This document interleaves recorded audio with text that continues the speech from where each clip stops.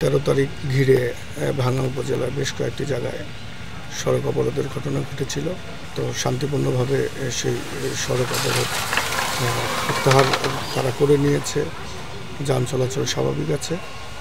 আর দুপুর 12টা 40 ঘটিকার সময় মনসুরাবাদ স্ট্যান্ডের গ্রামের পার্শ্ববর্তী রাস্তা, সেই হোগলা কান্দি যাওয়ার যে রাস্তা, সেখানে গোপন সংবাদের ভিত্তিতে জানতে পারি যে রাস্তার উপরে একটি লাগেজ আছে, লাগেজটা পড়ে আছে। এসে আমরা খুলে দেখলাম যে এখানে 32 বোতল পেট্রোল বোমা সদৃশ্য বস্তু আছে।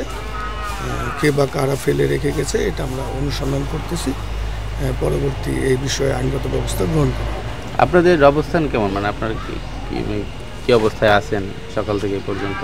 আমরা সকাল থেকে মুভমেন্টের উপরে আছি। আপনারা দেখতে পাচ্ছেন যে কোথাও কোনো বিশৃঙ্খলা যেন না হয়, সেই দিকে আমরা আমাদের থানা পুলিশ, জেলা পুলিশ, পাশাপাশি আমাদের গোয়েন্দা সংস্থা সবাই আমরা কাজ করতেছি।